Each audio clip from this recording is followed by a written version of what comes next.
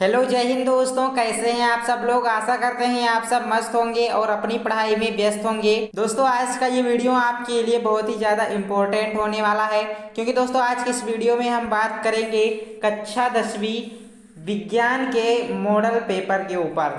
दोस्तों आपके परीक्षा में इसी तरह का मॉडल पेपर देखने को मिलेगा जो आपका अर्धवार्षिक परीक्षा होगा। ठीक है, तो अर्धवार्षिक एग्जाम के लिए ये पेपर बहुत ज़्यादा इम्पोर्टेंट है।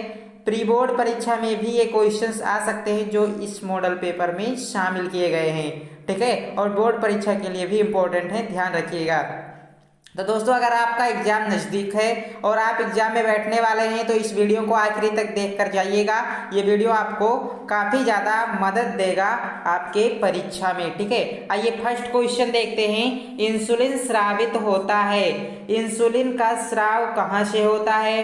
थायराइड ग्रंथि द्वारा होता है, अग्न्याशय ग्रंथि द्वारा होता है, पीयूष ग्रंथि द्वारा होता है, या फिर वृषण द्वारा होता है? तो दोस्तों इसका राइट आंसर जाएगा अग्न्याशय द्वारा। इंसुलिन का स्राव अग्न्याशय द्वारा होता है। ठीक है, ऑप्शन बी राइट आंसर हो जाएगा। ऑप्शन नंबर बी को लॉक कर देंगे। ठीक है, चलिए अगला प्रश्न देखते हैं आपका। क्वेश्चन नंबर दूसरा, पत्तियों द्वारा कायिक प्रजनन होता है। पत्तियों द्वारा कायिक प्रजनन किसमें होता है? ब्रायोफिलम में होता है, आलू में होता है, चने में होता है, या फिर गुलाब में होता है? तो इसका सही आंसर है ब्रायोफिलम। ठीक है, पत्तियों द्वारा नए पौधे ब्रायोफिलम में निकलते हैं।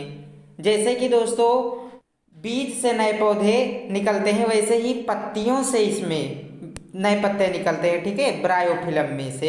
ठीक है, किसमें से? पत्तियों में से नए पौधे निकलते हैं। कायिक प्रजनन जिसे कहा जाता है ब्रायोफिलम सही आंसर होगा।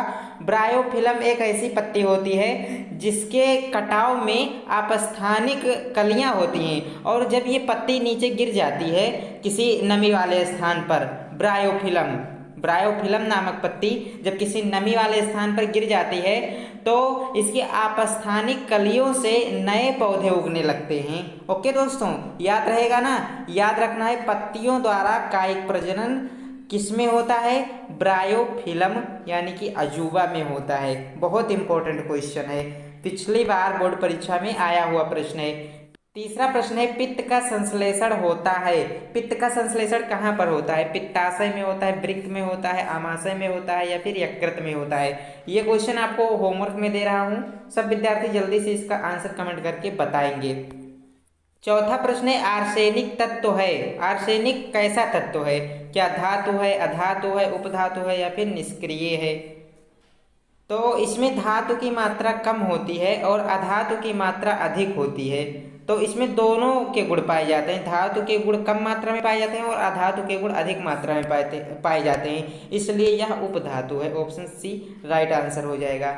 अगला प्रश्न है, श्वेत प्रकाश की किरण के प्रिज्म से गुजरने पर किस रंग के लिए न्यूनतम विचलन होता है? जब श्वेत प्रकाश की किरण किसी प्रिज्म से गुजरती है तो लाल रंग के लिए न्यूनतम विचलन होता है। अगर आपके क्वेश्चन में पूछा जाता किस रंग के लिए अधिकतम विचलन होता है तो आंसर जाता ऑप्शन डी बैगनी के साथ। ठीक है, अगला प्रश्न है, विद्युत शक्ति की इकाई है। विद्युत शक्ति की इकाई क्या है? वोल्ट है, जूल है, वाट है, या फिर कूलाम है? तो इसकी इकाई होती है वाट। नेक्स्ट क्वेश्चन, वह जैव प्रक्रम जिसके द्वारा हानिकारक पदार्थों का निष्कासन शरीर से होता है वह उत्सर्जन कहलाता है। ठीक है, वह जैव प्रक्रम जिसके द्वारा हानिकारक पदार्थों का निष्कासन शरीर से होता है उसे उत्सर्जन कहते हैं। जिस प्रक्रम के द्वारा हमारे शरीर से हानिकारक पदार्थ जैसे मल मूत्र और पसीने बाहर निकलते हैं उसे ही उत्सर्जन कहा जाता है, इसी क्रिया को। ओके, नेक्स्ट क्वेश्चन है, मादा जनन तंत्र के किस भाग में कॉपर टी स्थापित किया जाता है? कॉपर टी दोस्तों निषेचन को रोकता है, और कॉपर टी यानी कि इसे IUD भी कहते हैं। ठीक है, IUD भी इसे कहते हैं, और इसका फुल फॉर्म होता है इंट्रो यूरेट्रिन डिवाइस।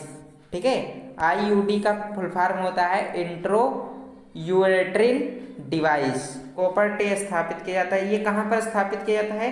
तो ये दोस्तों गर्भाशय में स्थापित किया जाता है। मादा के गर्भाशय में प्रॉपर्टी स्थापित किया जाता है। किस लिए? निषेचन को रोकने के लिए, निषेचन की क्रिया को रोकने के लिए प्रॉपर्टी स्थापित होता है। अगला है कार्बन को वायु में जलाने पर कार्बन डाइऑक्साइड गैस का बनना उदाहरण है। किसका उदाहरण है? कार्बन को जब वायु में जलाया जाता है तो कार्बन डाइऑक्साइड गैस बनती है। और यह कैसा उदाहरण है? किस क्रिया का उदाहरण है? संयोजन अभिक्रिया का उदाहरण है। ठीक है, क्योंकि दोस्तों जब कार्बन को वायु में जलाते हैं तो CO2 का निर्माण होता है। ठीक है, तो ये संयोजन अभिक्रिया हो जाएगा आपका। ऑप्शन नंबर ये सही आंसर है। अगला प्रश्न है, अत्यधिक प्रतिरोध वाला पदार्थ कौन सा है?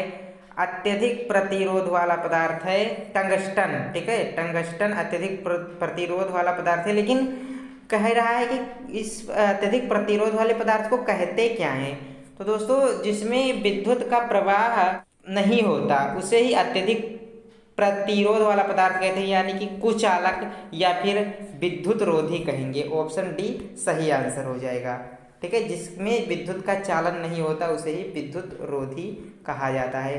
प्रश्न नंबर 11 देख लीजिए, क्या कहता है आपका? प्रश्न नंबर 11, संक्षारण क्या होता है? 2 उदाहरण दीजिए। अभी तक हमने MCQ क्वेश्चंस देखे हैं, अब हम देख रहे हैं सब्जेक्टिव क्वेश्चन जो आपके परीक्षा में 2 से 5 नंबर तक पूछे जा सकते हैं। जब धातुओं को वायुमंडल के संपर्क में रखा जाता है तो वायुमंडल में उपस्थित गैसों तथा नमी की उपस्थिति से धातु धीरे धीरे नष्ट होने लगती है। इस प्रक्रिया को संक्षारण कहते हैं।